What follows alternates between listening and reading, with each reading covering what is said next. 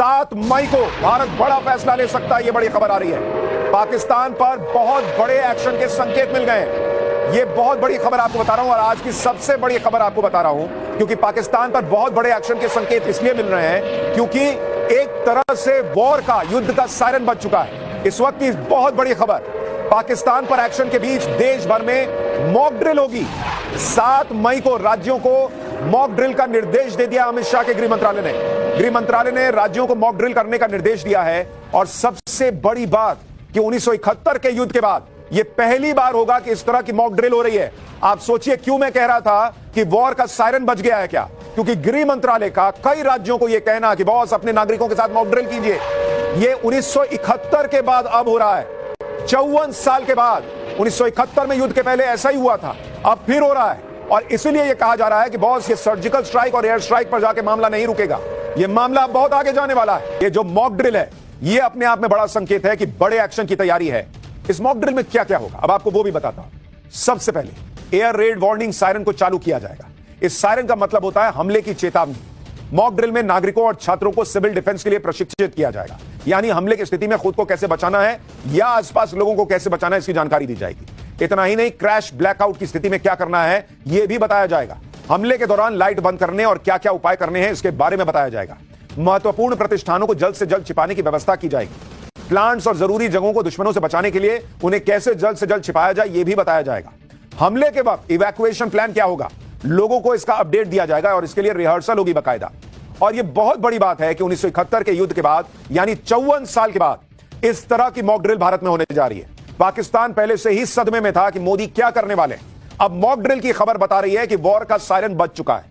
ये आखिरी लम्हे हैं जब देश को भी तैयार किया जा रहा है, नागरिकों को भी तैयार किया जा रहा है वर्स्ट के सिनारियो के लिए कि भाई ये हो गया वो हो गया, तो आपको पता रहना चाहिए आपको क्या करना है। जैसे भाई एयर स्ट्राइक होती है, सामने वाला भी कुछ कर सकता है, तो रात में अगर ब्लैकआउट करना है ताकि ऊपर से दिखे ही नहीं कि कोई रिहायशी इलाका है नहीं है क्या है, वो सारी चीजें जो है वो लोगों को बताई जाएंगी। देश भर में इस मॉक ड्रिल को युद्ध का सायरन माना जा सकता है। आप ये भी देखिए कि किस लेवल पर गजब की तैयारी चल रही है। आज नागरिकों की सुरक्षा के लिए मॉक ड्रिल के निर्देश आए हैं। उधर तीनों सेना पहले से ही अपनी ड्रिल कर चुकी है और लगातार कर भी रही है। जैसे अरब सागर में नौसेना युद्धाभ्यास कर चुकी है, हाईवे पर राफेल सुखोई को टचडाउन को आप देख चुके हैं, एयरफोर्स ड्रिल कर चुकी है। और इसके अलावा कल रात सेना ने भी बॉर्डर एरिया में ब्लैकआउट का रिहर्सल किया था, यानी तीनों सेनाएं अपना मॉक ड्रिल कर रही हैं और नागरिकों का अपने लेवल पे मॉक ड्रिल चल रहा है या चलेगा। कल ही पंजाब के बॉर्डर एरिया फिरोजपुर में ब्लैकआउट की रिहर्सल की गई। इस दौरान बॉर्डर के इलाके में रात 9 बजे से लेकर 9:30 बजे तक बिजली बंद कर दी गई। फिरोजपुर कंटोनमेंट एरिया में अंधेरा छा गया। आप देखिए कैसे पूरा अंधेरा हो गया इलाका। यह बॉर्डर का इलाका है फिरोजपुर का। 30 मिनट के ब्लैकआउट के दौरान लोगों को अलर्ट करने के लिए हूटर बजते रहे। इस ब्लैकआउट को लेकर कहा गया कि एक रिहर्सल है। ऐसी रिहर्सल युद्ध की तैयारियों के बीच होती है बॉस, और इसलिए हम कह रहे हैं कि क्या वॉर का सायरन बज चुका है। जब इस तरह से तैयारियां चल रही हैं तो यह सब माना जा रहा है कि अब जो एक्शन होगा वो सर्जिकल स्ट्राइक और एयर स्ट्राइक से अलग लेवल पे जाने वाला है। यह बड़ा एक्शन इसलिए भी तय है क्योंकि नरेंद्र मोदी चुपचाप पर्दे के पीछे लगातार काम कर रहे हैं। लोग कह रहे हैं कि पहलगाम हमले के करीब 2 हफ्ते बीत गए, भारत ने अभी तक पाकिस्तान के खिलाफ कोई सैन्य एक्शन क्यों नहीं लिया। कई लोगों को लग रहा है कि पीएम मोदी इतना वक्त क्यों लगा रहे हैं, कुछ को लग रहा है कि क्या पीएम मोदी कोई एक्शन लेंगे भी या नहीं लेंगे। लेकिन इसका दूसरा पहलू पाकिस्तान का डर है। पाकिस्तान को पता है कि यह देरी इस वजह से नहीं हो रही कि भारत एक्शन को टाल रहा है या एक्शन नहीं लेगा, बल्कि पाकिस्तान को यह समझ आ गया है कि मोदी जितना वक्त ले रहे हैं उसका सीधा सीधा मतलब है कि एक्शन बहुत बड़ा होने वाला है। बात अब सर्जिकल और एयर स्ट्राइक के मामले से कहीं आगे जा सकती है, एक लिमिटेड एक्शन से बहुत आगे निकल चुकी है। अगर मोदी अपना टाइम ले रहे हैं यानी ऐसा एक्शन होगा जो पाकिस्तान की कल्पना से परे होगा, जो प्रधानमंत्री मोदी ने कहा है। अगर मोदी टाइम ले रहे हैं तो हो सकता है कि वो पाकिस्तान के साथ फुल एंड फाइनल एक्शन के मूड में है। अगर पीएम मोदी टाइम ले रहे हैं यानी एक्शन ऐसा होगा कि पाकिस्तान का टाइम हमेशा के लिए खत्म हो जाएगा और उसे तबाह होते हुए पूरी दुनिया देखेगी।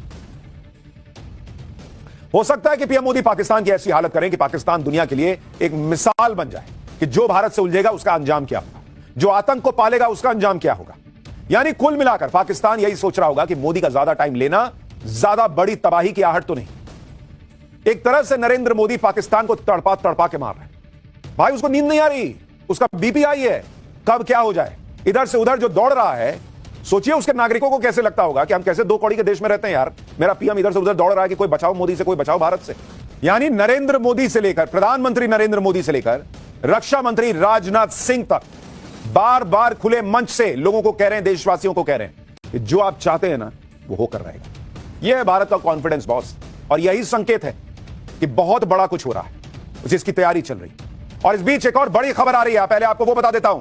पाकिस्तान से तनाव के बीच बड़ा फैसला हुआ है। ऑर्डिनेंस फैक्ट्री के कर्मचारियों की छुट्टियां रद्द कर दी गई हैं। चंद्रपुर, जबलपुर, ये जो ऑर्डिनेंस फैक्ट्री है, यहां छुट्टियां रद्द कर दी गई हैं। यानी वो फैक्ट्री जहां पर असला बारूद बनता है, वहां पर सारे जो एम्प्लॉइज हैं उनको कहा गया है कोई छुट्टी नहीं बॉस।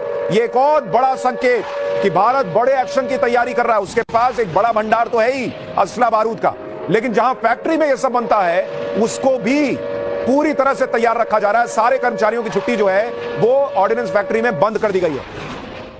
आप देखिए कम वक्त में पीएम मोदी कैसे बड़े लेवल की प्लानिंग कर रहे हैं। पिछले 72 घंटे में पीएम मोदी ने जो जो किया है उस पर अगर आप ध्यान दीजिए, आपको पूरी पिक्चर समझ में आएगी।